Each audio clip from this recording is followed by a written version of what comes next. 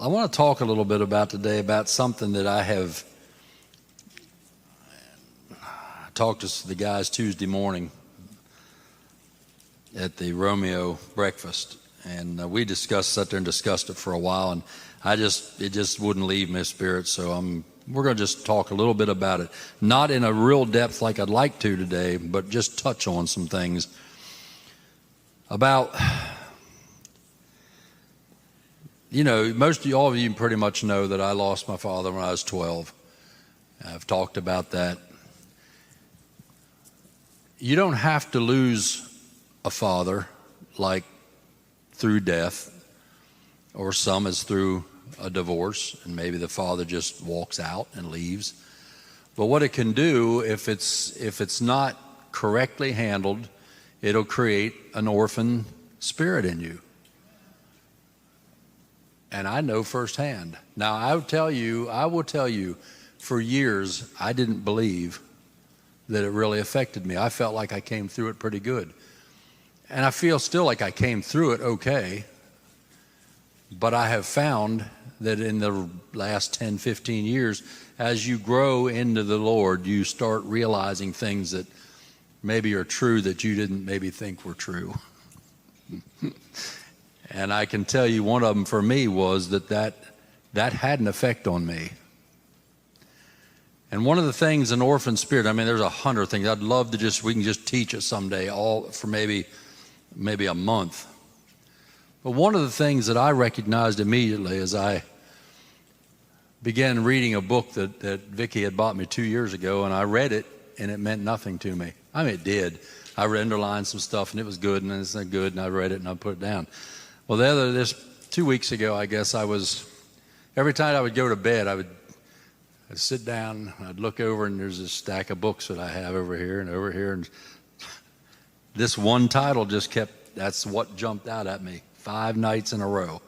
So with my lightning fast brain, I finally asked the Lord, do you want me to look into that book again? There's something, why are you reminding me of this? It's called Healing the Orphan Spirit.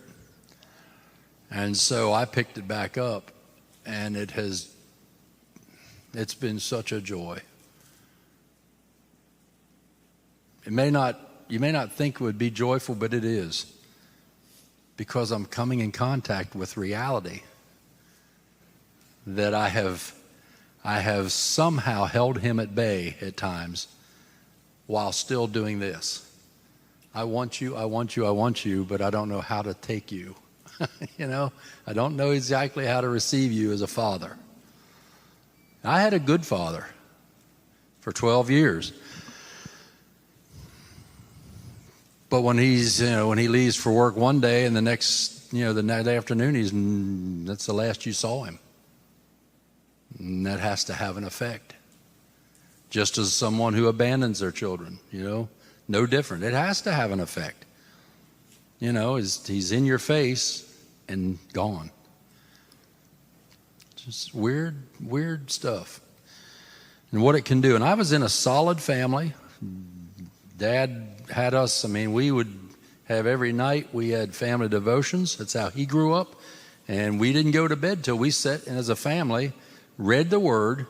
We would go around the table, and each one of the kids, and they would read portions of the Word. It was every night.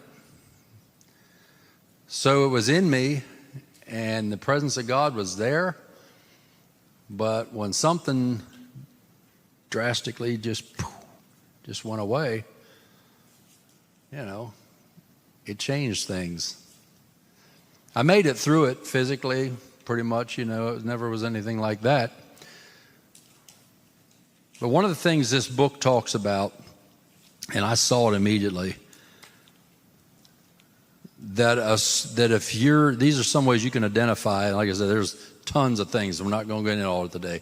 Just one area really met me was an orphan spirit is a restless spirit. Restlessness. Because it's always looking for what it's missing.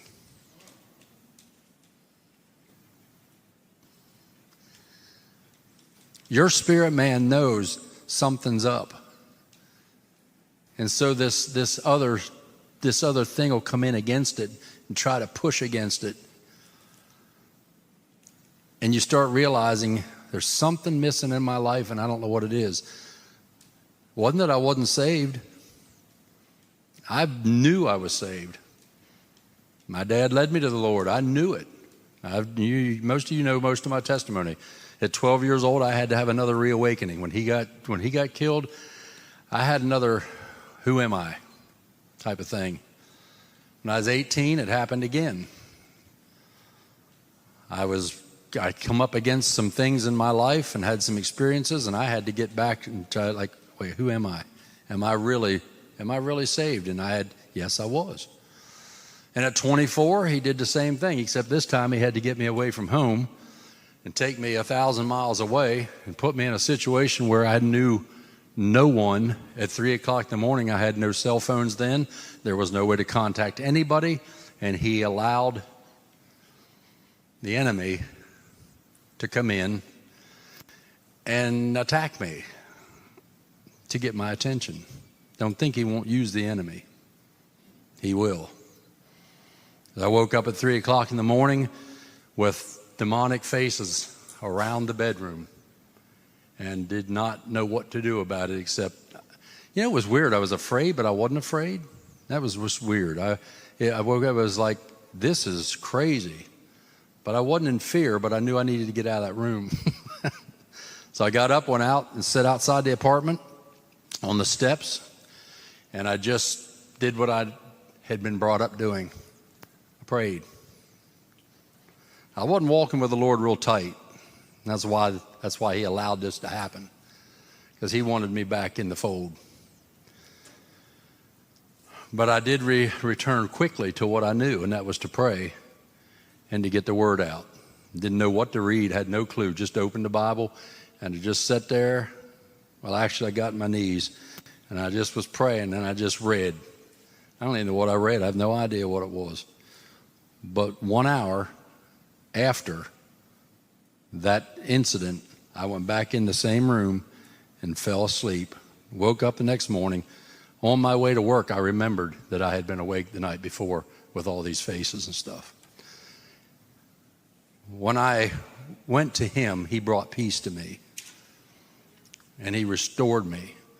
And from that moment on, you get some of this through your life, but there's never been another dip. But now I had in the last, years, we've talked about it. You know how you are. In your case, you're a solid, walking, functioning Christian. And then you hear people's teachings and you wonder and you think, well, is there something wrong? I lost my dad when I was 12. Should I have a problem? And you ask those questions. I did. And then I'd have to try to search it out. It's like, well, do I?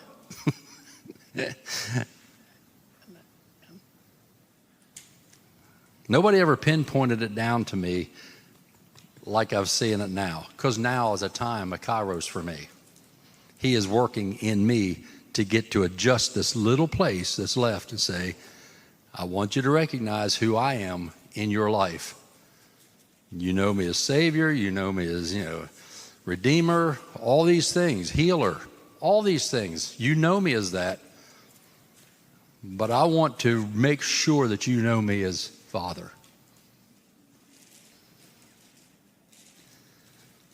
Because the Father brings a lot of things into your life. And when your mindset of a father is not complete, you can have some issues. For me, my issues have not been a lot of things that maybe you may not recognize them in me when you know me, because they're easy just to keep at bay, not fully getting. This restlessness thing was one of the first things I realized in reading this book. That meant something to me. I don't know how long it's been. She can probably tell you it's so long that it's annoying to her. But I would tell her. There was an old song by Harry Chapin, Taxi. Some of you may know it. But there's an interlude in between the song, and he's talking about, He says, there's something inside me, not what my life's about.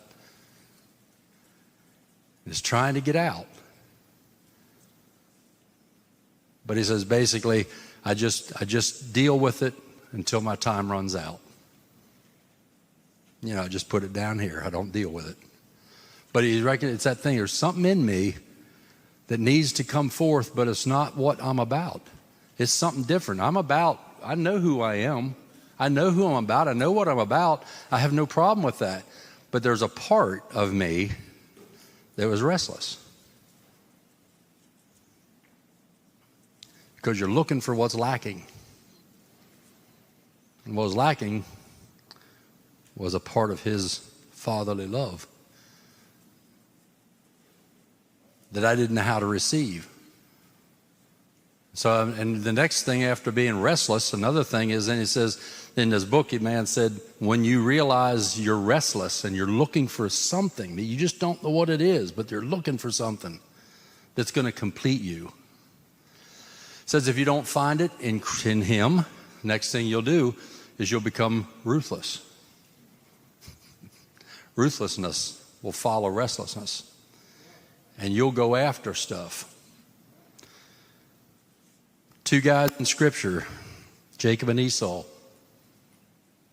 Father issues. Had a father that loved him. Esau, remember, came out first. Jacob holding on to his heel.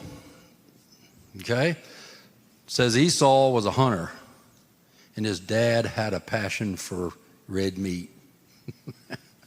And so he loved Esau because Esau would bring him food. Esau yearned for his father's approval. And so he got in a habit of doing the thing that would get his father's approval. But he lost his birthright to a ruthless one who was stayed at home with his mother. He was not like Esau. Jacob would stay at home with his mother, looking for what would satisfy, because he knew he was not going to have the blessing of the first son, and he wasn't going to have that place of a son.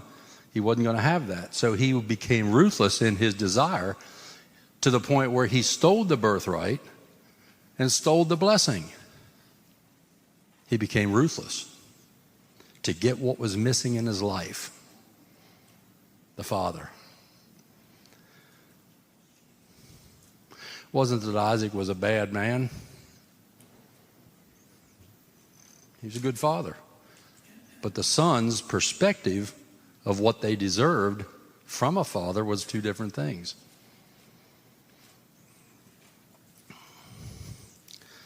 I do love the way that story ended, because there's always redemption and reconciliation. There always is. You remember how the story went on, and after a while, Jacob is left. He's gone. He has everything. He has his mother's love. He has the stolen birthright. He has the stolen blessing. He's got family. He has stuff beyond stuff, to the point where he sent them all ahead of him, because he's still missing something in his life, and he's afraid. He's afraid because he knows Esau's coming. He has no idea what Esau's coming with. But it's precious when they finally see each other. You remember the words there? When I saw your face, like I saw the face of God.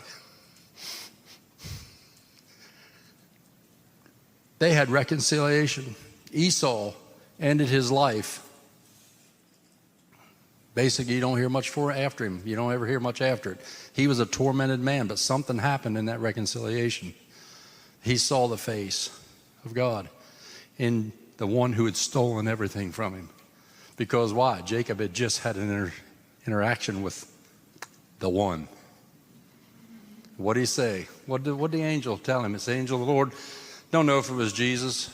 A lot of theologians feel like when it says the angel of the Lord came, that it could have been Jesus in that, form. But remember, he wrestled with Jacob. And Jacob said, I'm not going to let you go. He got a hold. Remember, he said, I'm not going to let you go till you bless me. He was still searching for that. He needed what he didn't have. What the angel of the Lord, first thing he said, he didn't squabble with him. He said what? What's your name? See, identity is wrapped up in all this stuff that we get into with an orphan spirit. We're lacking what we need from him, and we look for it everywhere but him. So the angel said, okay, there's a problem with you, and here's the problem. You don't know your name. Well, I think Jacob understood the name because it was supplanter and deceiver. I think when the angel asked him that, I think he knew immediately what was up. So he didn't argue with him. He didn't play games. He just said, well, you have a new name now. Prince of God. Now wear that one. Don't wear this other one anymore. This other one's brought you trouble. There was reconciliation. He come to another place that we know in Scripture. The man-made headlines, like we talked about in class this morning, the little headliners in the Bible, and they're man put in there to try to describe what they feel like it means. It's called the prodigal, the parable of the prodigals. Prodigal. Don't know why it was prodigal when you had two brothers that were messed up. But I feel like that should be the title of that should be the parable of the good father. Obviously, there is in this story, there is a bigger picture. A picture of the Gentile, a picture of the Jew. One of them is coming in who has nothing, and he needs a father. And then you have the picture of the one who has a good father. They both had good fathers in this type of God over the Gentile and Jew. His kingdom reigns over all. But when you take it down into a personal place and you start reading through this area of the prodigal, the search for a daddy was there. The search for that place of, I don't feel like a son. And see, people are not just there because they lost their dad. They're there because of the perspective of their dad that they carry. Maybe, earthly fathers, no, we let our sons and daughters down all the time. It's to our shame. It is. But speaking from the idea that we have a father who is perfect, and he has presented himself to us through his son, who walked this earth for 33 years as a human being. And something else we talked about in the class. If y'all want to get into some study classes, come and join us in the morning. We have some good stuff. But you run into this situation where Jesus is the perfect representation of the Father who was on earth. Now we have Holy Spirit on earth. He's God on earth. He's here with us, present today. We are his temple. Talked about that this morning. This group, his body is his temple. We individuals make up that body. We're his temple. So he's near. We don't have to look for him anymore. He's near. But let's go to that story. If you want to, it's actually in Luke 15, if you want to follow along. I just want to hit a couple spots in there that are highlights to me on gaining perspective from an orphan to a son. Because both these guys, these sons, both had orphan issues, yet they both had a father. And in this case, a good father.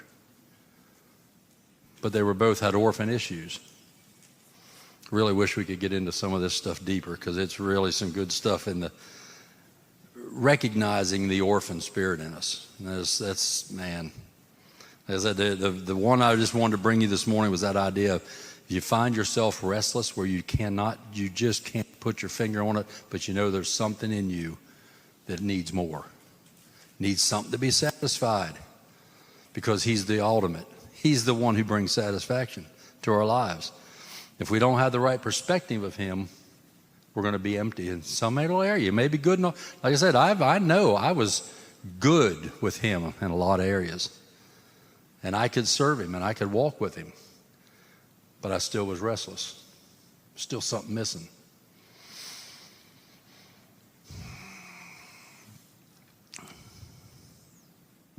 Let me get it out. I'm sorry. I've been doing that on my phone. Da-da-da-da-da-da. All right. It's one of my favorite stories. And I'll tell you how interesting it is when you deal with a spirit like that. And I'll tell you, the man who wrote this book, this is his opinion, and I don't disagree with it. But you might find ways like, well, I don't know if that sounds right. But he said because of the type of orphans, the spirit, that you don't cast it out. The Father displaces it.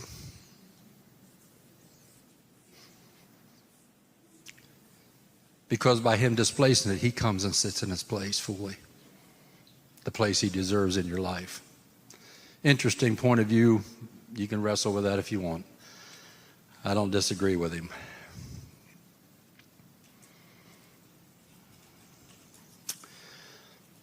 A certain man had two, this is verse 11, a certain man had 2 sons, and the younger of them said to his father, Father, give me the portion of goods that falls to me. Give me my inheritance, is what he was saying, which was out of order.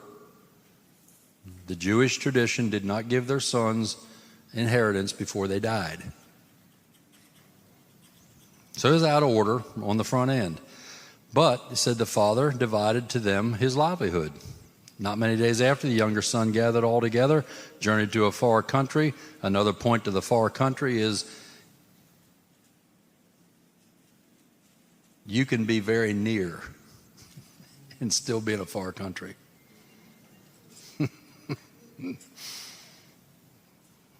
And don't ever feel like because you got far off that you're not near him, because he's near you. He never walks away. We'll see some of that. Not many days after, we always say, wasted his possessions with the prodigal living. Wasteful living is what that is. But when he had spent all, there arose a severe famine in the land. He began to be in want. And he went and he joined himself to a citizen of that country and sent him into his fields to feed swine. He would gladly have filled his stomach with it says carob pods. I don't know what that was, but a type of plant that the pigs ate, because no one gave him anything. But when he came to himself, he said, how many of my father's hired servants have bread enough and to spare, and I perish with hunger? I'll rise and go to my father, and will say to him, Father, I have sinned against heaven and before you, and I'm no longer worthy to be called your son. Make me like one of your hired servants. You recognize that he already had his plan in order. He was going to come back to the Father, and he was going to basically felt like he would remain in the same mindset that he is in this faraway land. I'll be back with my Father's house. I know there's something good about it because I'll eat better. But that was where his mindset was. I'll get back to home and I'll at least be able to eat. So he had his mind made up of how he was going to walk this out. He arose and came to his father. But when he was still a great way off, the Father is always aware of where you are. Don't ever feel like he's abandoned you. He always knows where you are. When he was still a great way off, his father saw him. And he had compassion and ran and fell on his neck and kissed him.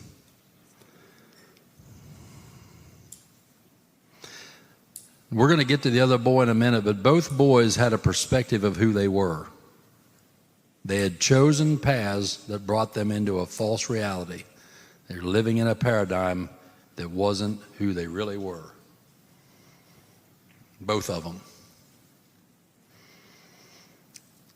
As I already said, make a step towards the Father. I think I said that when just praying for healing. When you make a step towards the Father, and that's what the youngest son did, he came to himself and said, I'm going back to my Father's house. It's better there.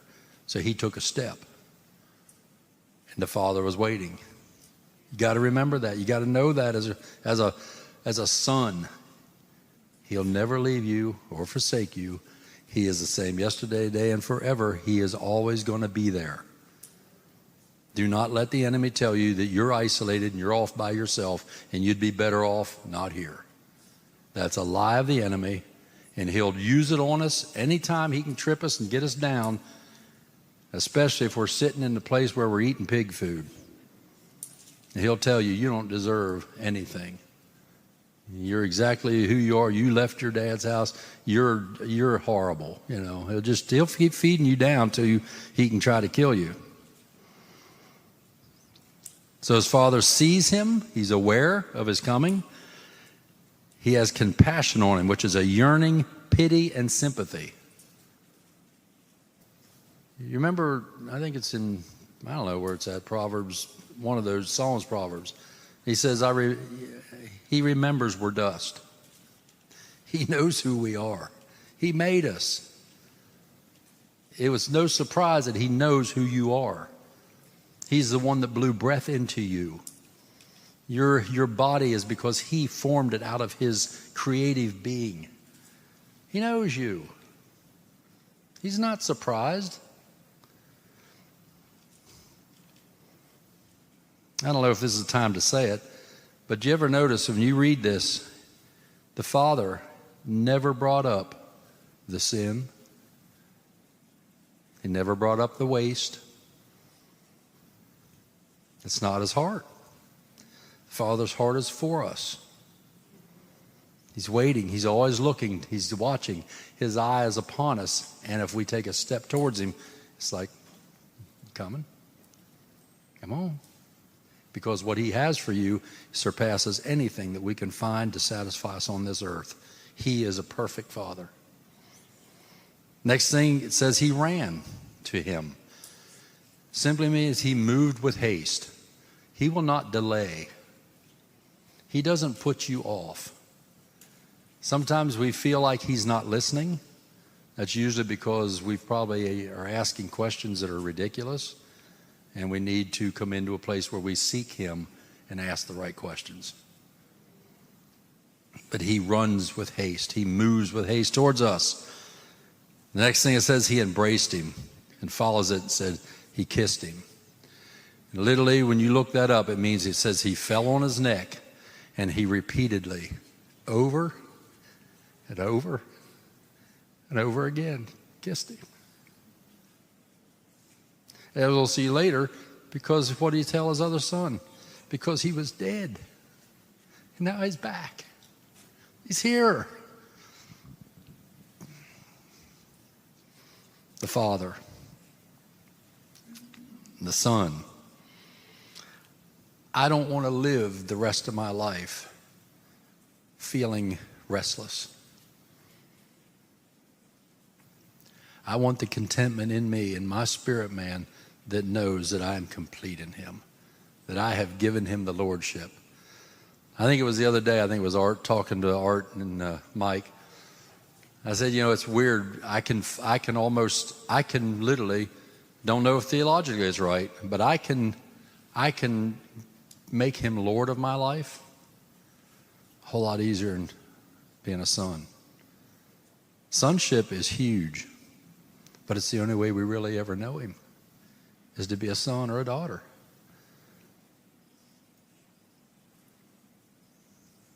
I don't know how all that stuff works. I feel like I would die for him, because he has lordship of my life. I've surrendered myself to him.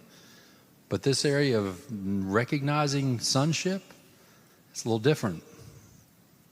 It's a little different. Verse 21 says, the son said to him, Father, I have sinned against heaven and your sight, and I'm no longer worthy to be called your son.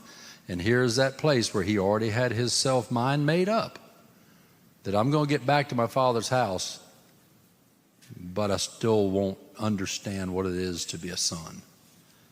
He was already making excuses that he was going to live like less than a son. He was going to live like what he had been working. He had been working with pigs. He was a servant. He's a slave, however you want to put it. He was a servant, and that's how he figured that's how he was going to live the rest of his life. As long as he could eat good, I'm okay with that. Don't sell yourself short. The Father's house is amazing. I don't know if you all remember that song, The Potter's House. Remember that? Man, let him put you back together again.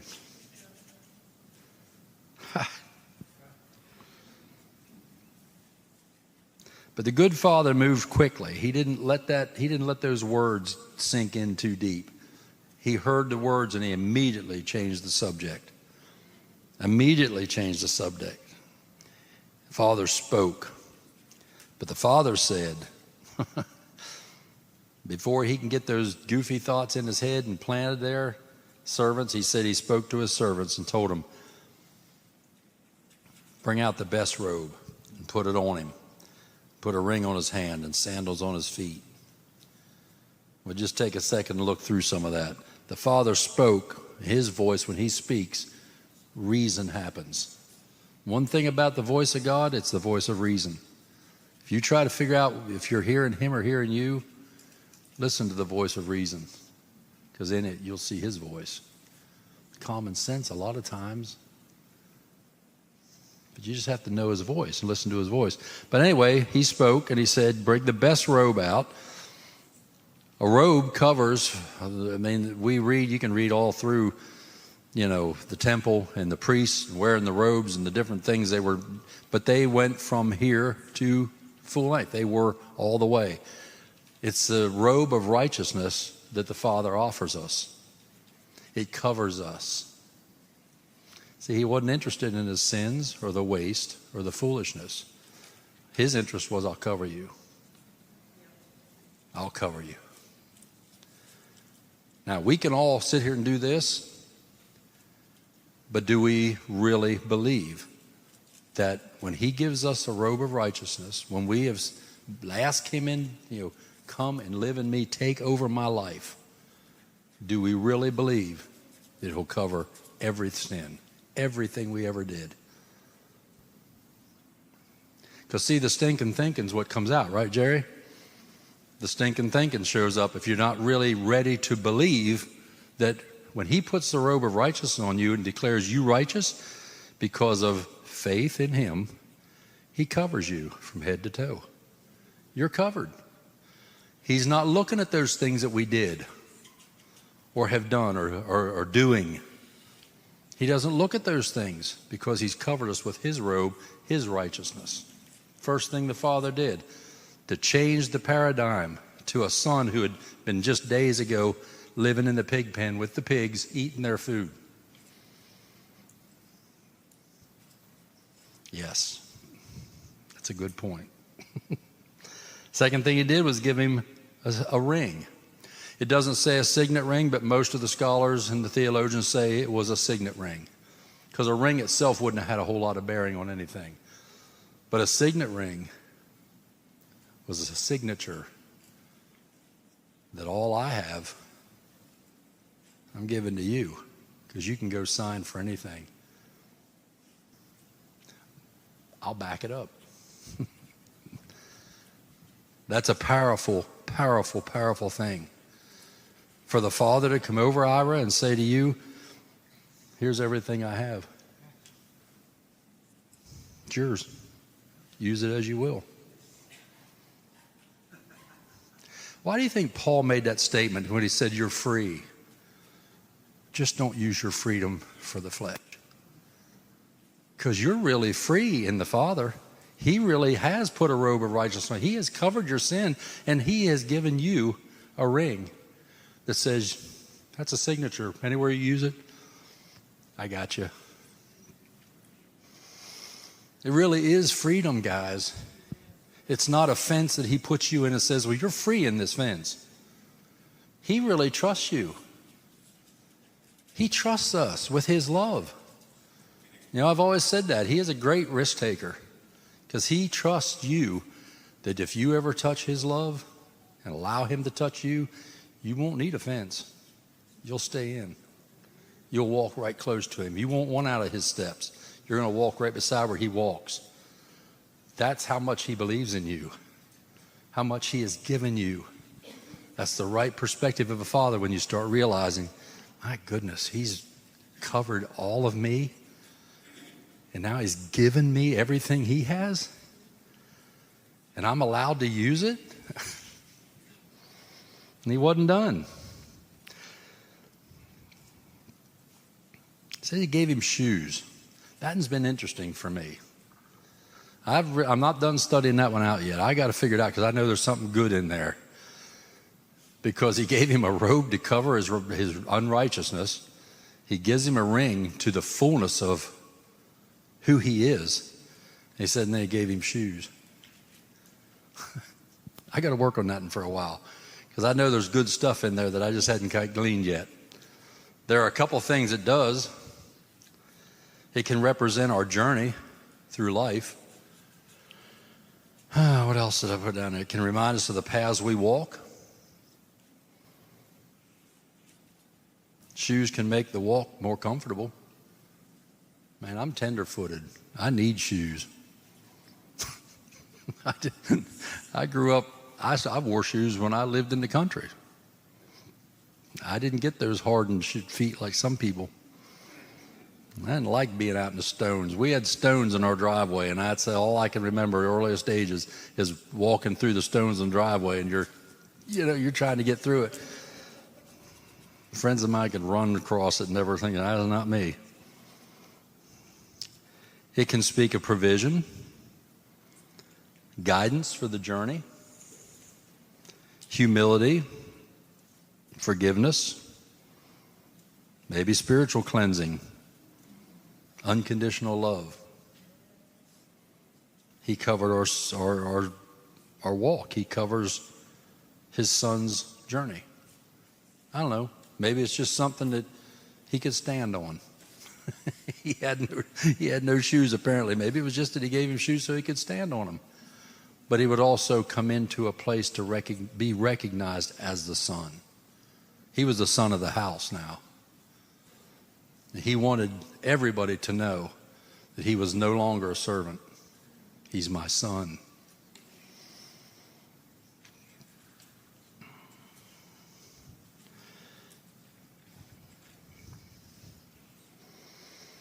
The next thing he did, he brought the fatted calf, and they killed it, and they ate. He said, let us be merry, for my son was dead. He's alive again. He was lost, but he's found. And they began to be merry. It's a covenant of type. It was the best calf, the calf that had been prepared for something like this. It had been a fatted calf. It wasn't just one of the calves. They had brought this one up to the place, prepared it for this type of meal. So it's a type of covenant that he said, my son lives in covenant. All the servants, all the outside people need to recognize that this is my son. I have covenant with him. I've given him provision to wherever he walks. He has a right to be there. I've given him a ring that says he's mine and everything that I have is his. And he's given him a robe that covers all the past.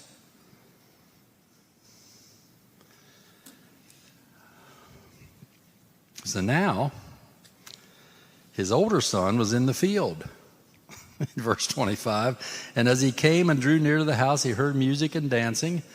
And so he called one of the servants and asked, what do these things mean? And he said to him, your brother's come. And because he's received him safe and sound, your father's killed the fatted calf. But he was angry. Now this is the son that's been living in Daddy's house. I'll admit to you, sadly enough, I recognize that second son. I used to really, you ask her, I would talk to her and say, I don't really see what's wrong with his attitude. I've been serving all my life, and I don't see and get the things that other people are getting. I mean, I literally, I'm pitiful. I admit that. I have no problem in it. But that's exactly what I would say to her.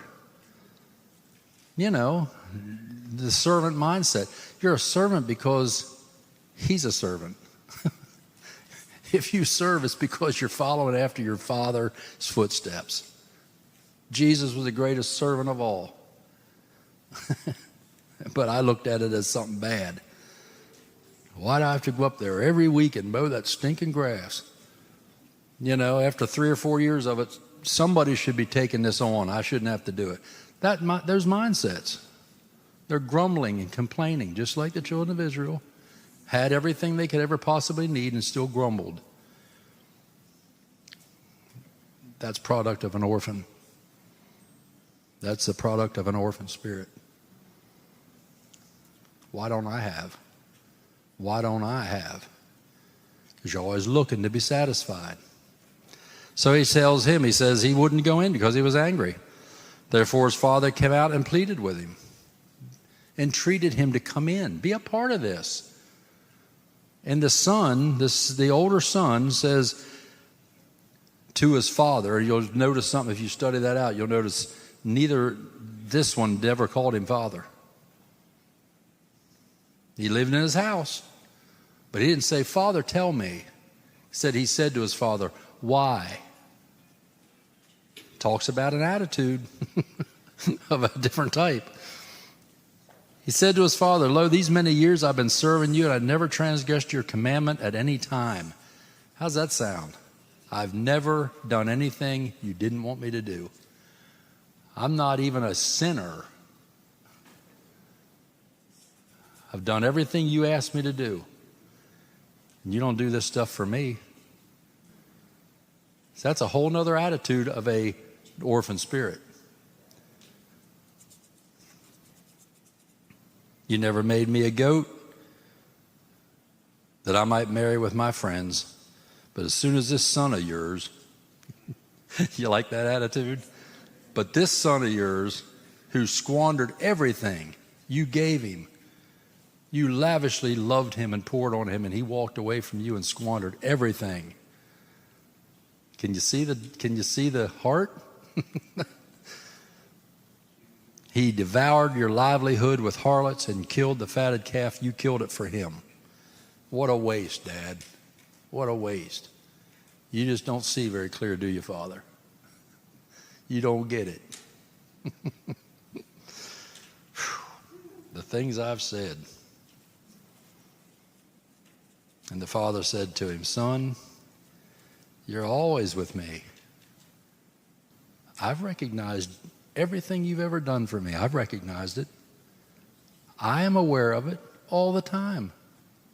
You're right. You have done nothing wrong for me. You've served me amazingly. But he couldn't see it because he was blinded. He couldn't see because of a heart issue, because of an orphan issue. He says, you're always with me, and all that I have is yours. Sounds like a signet. To me, sounds just like a signet ring. Everything I have is yours. It's like, what are you complaining about? But he just had to make his point. It was right that we should make merry and be glad. Your brother was dead, and he's alive again. He's lost, and he's found. He's saying, son, you're mine. You're a son. You just don't recognize it. And if you look back up in here, it says that he worked in the fields with the servants. He was in the Father's house, but he had a servant mindset, the wrong servant mindset. I'm serving you. I should be, you should be patting me on the back. You should be building me up. After all, I am the son that didn't mess up, right? So I should have something from you. You should put your arm around me and tell me how special I am. Wrong attitude, orphan attitude, missing something in his life. He saw himself as a servant, not a son. The first one didn't see himself as a son. The oldest one didn't see himself as a son. So he proves to the first one, the lost, and now you're dead, now you're alive. You are my son. I'll show you how much that means. I'll give you a robe that covers everything you've ever done. I'll give you a ring that gives you full access to my kingdom. Whatever you need, it's in your hands. Wear it right there. Wear it. That one. He said, I've given you everything that you're going to need for your journey, for your walk. I've given you everything, and I've even made covenant. And you see that I have covenant with you. And he's telling the oldest one, it's always been yours.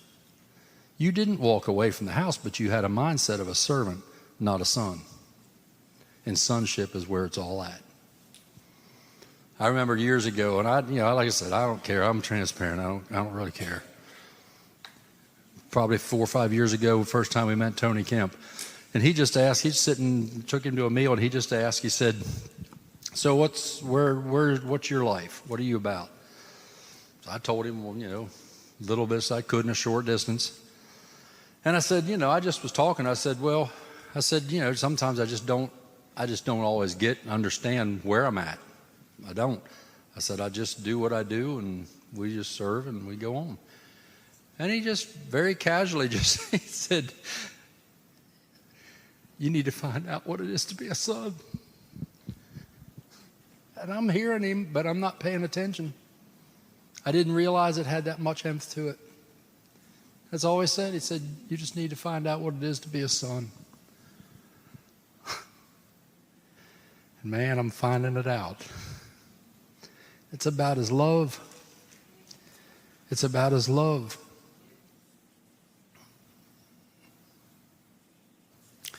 I am asking this morning for him as we close. You know what the word baptized means? Immersed.